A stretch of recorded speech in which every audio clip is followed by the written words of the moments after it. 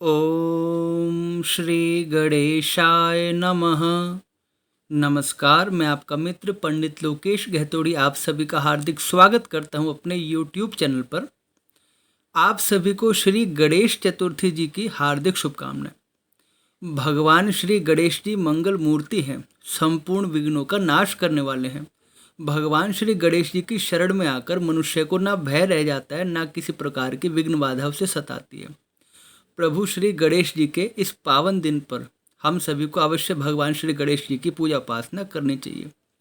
आज की हमारी वीडियो इसलिए भी महत्वपूर्ण है क्योंकि हम आपको वह मुहूर्त बताने जा रहे हैं जिस समय में आप अपने घर भगवान श्री गणेश जी की स्थापना करेंगे।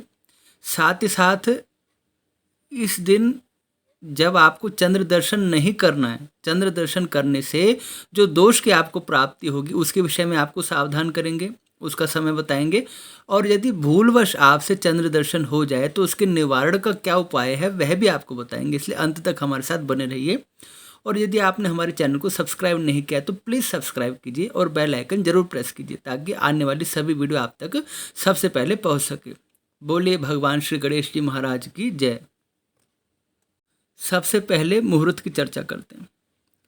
30 अगस्त दिन मंगलवार, इस दिन दोपहर 3:34 से श्री गणेश चतुर्थी आरंभ हुई है, जो 31 अगस्त 2022 दिन बुधवार को दोपहर 3:22 तक रहेगी। इसलिए 31 अगस्त 2022 दिन बुधवार को ही श्री गणेश चतुर्थी जी का पर्व मनाया जाएगा और इसी दिन भगवान श्री गणेश जी की स्थापना की जाएगी। भगवान श्री गणेश जी की प्रतिमा स्थापित करने का मुहूर्त प्रातःकाल 11:05 से दोपहर 1:38 तक है। प्रातःकाल 11:05 से दोपहर 1:38 तक, यानी 2 घंटे 33 मिनट का समय आपके पास है 31 अगस्त को, जब आप भगवान श्री गणेश जी की प्रतिमा अपने घर पर स्थापित कर सकते हैं। इस दिन शुक्ल योग है। शुक्ल योग रात्रि 10:48 तक बना हुआ है, उसके बाद ब्रह्म योग आरंभ होगा। अब हम चर्चा करते हैं कि किस समय हमें चंद्रमा का दर्शन नहीं करना है और चंद्र दर्शन का किस प्रकार निषेध किया गया है। देखिए, एक पौराणिक कथा आती है कि एक समय चंद्रदेव के किसी कार्य पर रुष्ट होकर भगवान श्री गणेश जी ने उन्हें श्रापित कर दिया। तब चंद्र देवता को अपनी गलती का एहसास हुआ और उन्होंने श्री गणेश जी से क्षमा मांगी। तब गणेश जी ने कहा कि केवल एक दिन के लिए मेरे श्राप का प्रभाव आप पर अवश्य रहेगा। इसलिए भाद्रपद शुक्ल पक्ष चतुर्थी को रात्रि के समय जब चंद्रोदय होगा उस समय आपका दर्शन करने वाला कलंक का भाग्य होगा।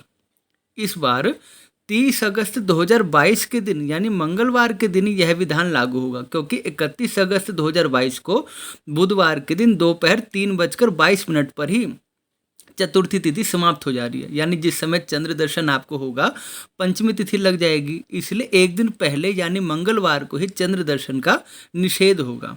इस दिन आपको चंद्रमा के दर्शन से बचना होगा और यदि आप भूलवश चंद्रमा का दर्शन कर लेते हैं तो हम आपको एक कथा सुनाते हैं, साथ ही साथ एक मंत्र देते हैं जिसके श्रवण मात्र से आपको कलंक से छुटकारा मिल जाएगा। देखिए, आप स्वेच्छा से यानी जानबूझकर चंद्रमा का दर्शन मत कीजिए, या मैं विश्वास नहीं करता, मैं नहीं करती, यह सोचकर चंद्रमा का दर्शन मत कीजिए। ये हमारी पौराणिक आस्था है। इस दिन यदि भूलवश ना चाहते हुए अनिच्छा से चंद्रदेव का दर्शन हो जाए तो गणेश जी से क्षमा मांगिए और उनकी आराधना कीजिए। साथ ही साथ इस कथा का और इस मंत्र का श्रवण अवश्य कीजिए। आपके लिए संक्षिप्त में कथा हम सुनाते हैं।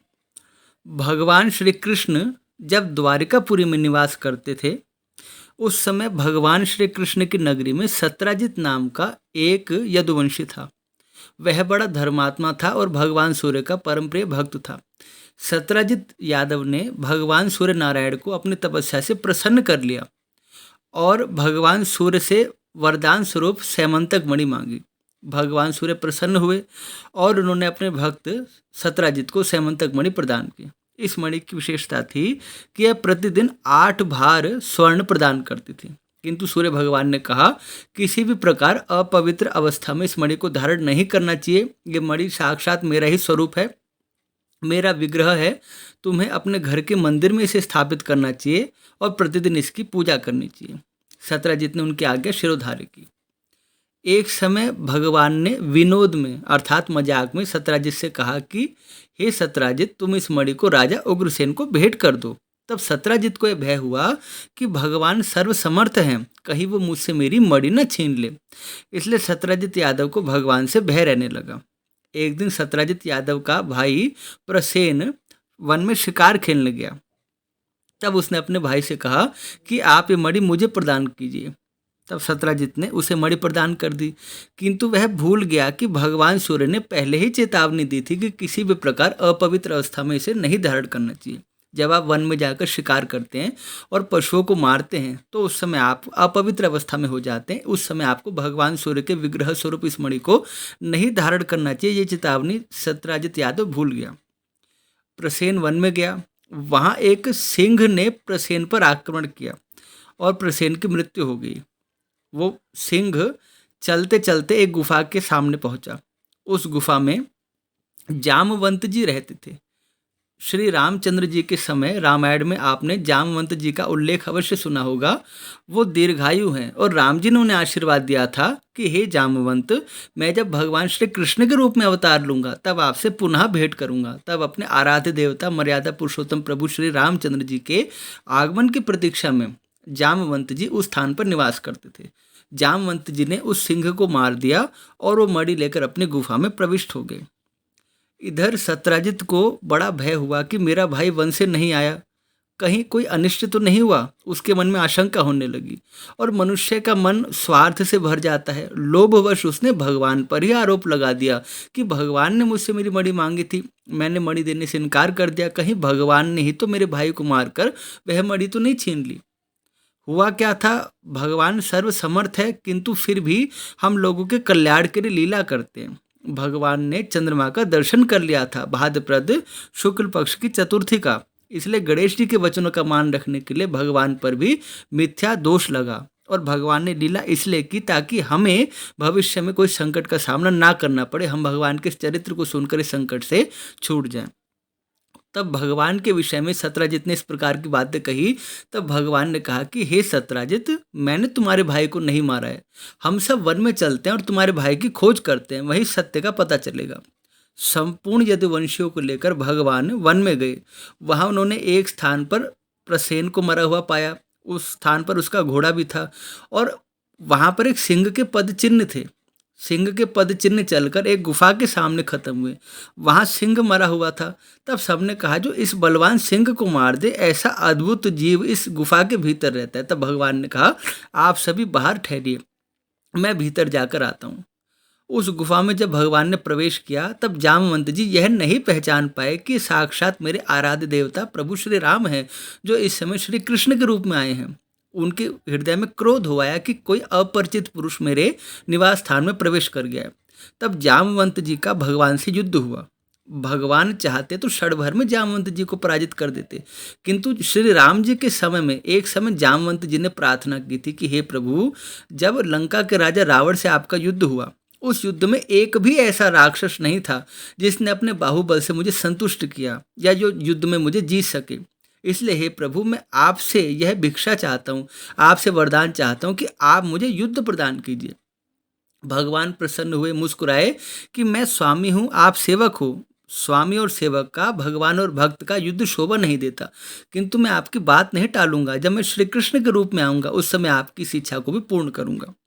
बहुत दिनों तक युद्ध चला। अंत में जामवंत जी ये सोचने लगे कि मेरे प्रभु के अतिरिक्त तीनों लोकों में मुझे कोई पराजित नहीं कर सकता, ये अवश्य ही मेरे स्वामी हैं। तब वो भगवान के चरणों में पड़ गए और उनसे प्रार्थना करने लगे कि हे प्रभु, मुझे वास्तविक स्वरूप का दर्शन कराइए। तब प्रभु श्री कृष्ण ने श्री रामचंद्र जी के रूप में जामवंत जी को दर्शन दिया।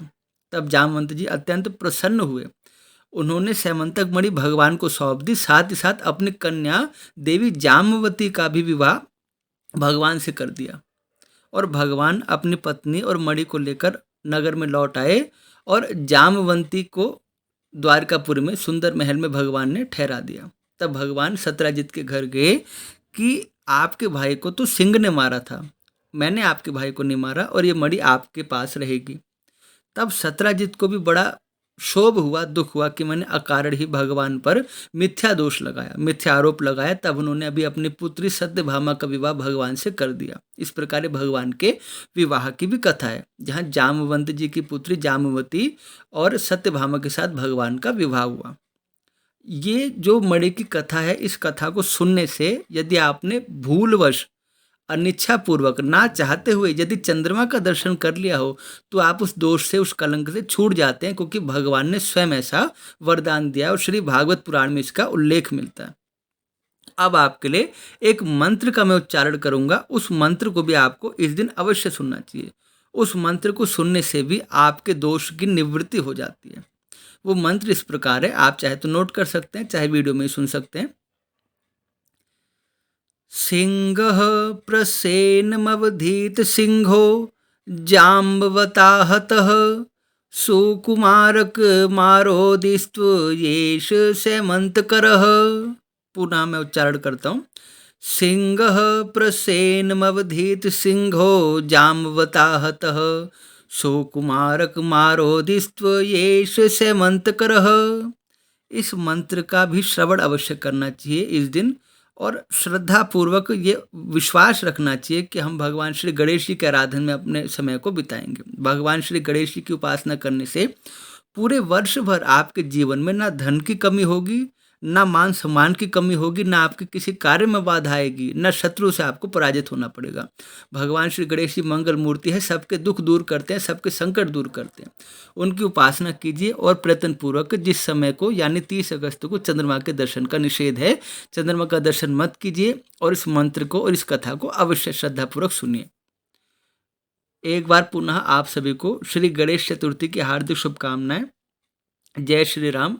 अगर आपको ये वीडियो पसंद आई हो तो कृपया लाइक कीजिए, कमेंट कीजिए, शेयर कीजिए, और यदि चैनल को आपने सब्सक्राइब नहीं किया है तो कृपया सब्सक्राइब कीजिए और आगे भी दूसरे लोगों को इसके लिए प्रेरित कीजिए। हमारे चैनल पर इसी प्रकार आपको धर्म संबंधित, राशिफल संबंधित संपूर्ण जानकारियाँ देखने को मिलेगी। एक बार पुनः आप सभी को जय श्री राम, जय श्री गणेश जी।